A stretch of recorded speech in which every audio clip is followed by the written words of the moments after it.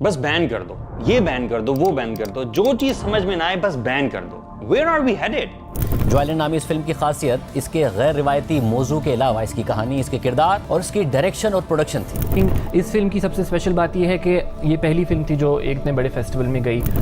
اگر پاکستان میں ریلیز نہیں ہو پاتی ہے فلم تو آسکرز میں جانے میں بھی اس کو دقت ہوگی. کیا فیوچر ہے یار پاکستانی سینما کا اور آرٹ کا؟ انٹرنیشنل ورلڈ میں ہم کہاں کھڑے ہیں اور کیوں ہم ترقی نہیں کر پاتے؟ پہلے زندگی تماشا بین ہوئی, پھر جاوید اقبال بین ہوئی, اور اب Joyland. This is exactly what I would say if I ignore all of the reasons and facts behind all of this mess. At least look at the objective of film's director Saim Sadiq. What is this film about? آپ کو دکھایا جا رہا ہے یا دکھایا جا رہا ہے کہ ایک لڑکا جو ہے وہ ایک خواجہ سرا کے ساتھ اس کی دوستی ہو جاتی ہے, حالانکہ وہ شادی شدہ ہوتا ہے. وہ اس کی پروموشن نہیں ہے, وہ اس کی عکاسی ہے, جو کہ شاید ہمارے اقدار کے حساب سے ٹھیک نہیں ہے, لیکن لوگ ہمیشہ اقدار کے حساب سے کام نہیں کرتے. So I think let's take a quick tour and delve into this film, Joyland. مچھر تو مرغی نے پپی کی تھی, تو مچھر برڈ فلو تو مر گیا, تو مرغی ڈنگی تو. ایک رانا فیملی جس میں ایک بہت ہی سخت اور پیٹریارکل گرینڈ فادر, جن کے 2 بچے ہیپیلی میرڈ, ابا جان بہت دقیانوس, پوتے ہونے چاہیے اور صرف پوتے ہی ہوں, پوتیاں نہ ہونے پائیں. بیبی بوائز کی خواہش تو ہمارے معاشرے میں سبھی کو ہوتی ہے, لیکن شاید ان صاحب کو کچھ زیادہ ہی شوق ہوگا. یہ تو فلم آنے پر بھی پتہ چلے گا کہ وہ کتنے پیٹریارکل ہیں. ان کا ہیپیلی میرڈ والا ایک بچہ جس کو ایک ولگر ڈانس تھیٹر میں سٹیج مینیجر کی جاب ملتی ہے. ہوتا وہ سٹیج مینیجر ہے, لیکن وہاں اچانک پیار کر بیٹھتا ہے. اچھا نہیں لگا؟ بالکل نہیں. ان کا ہیپیلی میرڈ والا ایک بچہ حیدر, جس کے پاس کوئی جاب نہیں ہوتی اور ایونچولی اس کو ایک جاب ملتی ہے, ایک ولگر ڈانس تھیٹر میں سٹیج مینیجر کی جاب. لیکن پرابلم یہاں سے شروع نہیں ہوتا. پرابلم تب شروع ہوتا ہے جب اس کو وہاں پر اچانک پیار ہو جاتا ہے. کس سے؟ کسی لڑکی سے؟ نہیں, لڑکے سے, ایک ٹرانسجنڈر میل سے. یعنی ایک بایولوجیکلی میل بندہ خواتین کے ڈریس میں اور فل میک اپ سین. یعنی ایک میل کو میل سے پیار ہو جاتا ہے, جو بڑا ٹینڈر لو ہوتا ہے. It's a tender love story, you know, ہر ایک کی بڑی ٹینڈر کہانی ہے. وہ دوست بھی ہے, بیوی کے ساتھ بھی سنسیئر ہے, لیکن محبت بھی کہیں اور اس نے کی ہے.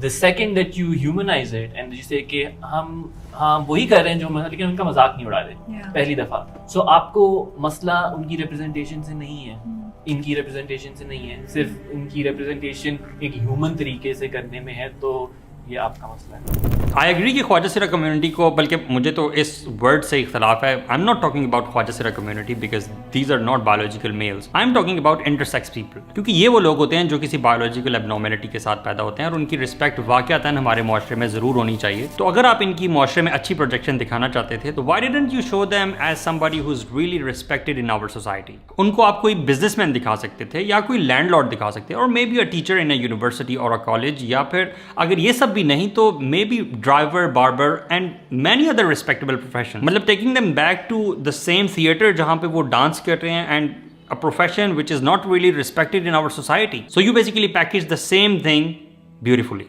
لیکن پھر کیا ہوتا ہے؟ پھر ہونا کیا ہے؟ پورا بدتمیز, جاہل, عقل سے پیدل اور بے وقوف خاندان ان دونوں کی بہت صاف ستھری محبت کے پیچھے پڑ جاتا ہے. یعنی میل اور میل کی محبت؟ ویسے تم بھی بہت پیٹریارکل لگتے ہو مجھے. نہیں وہ, لیکن میل اور میل جو ہے, اور جناب پھر اس خاندان کا سیکشول ریبیلین سٹارٹ ہو جاتا ہے. تو اس میں غلط کیا ہے جس کی وجہ سے بین ہوا؟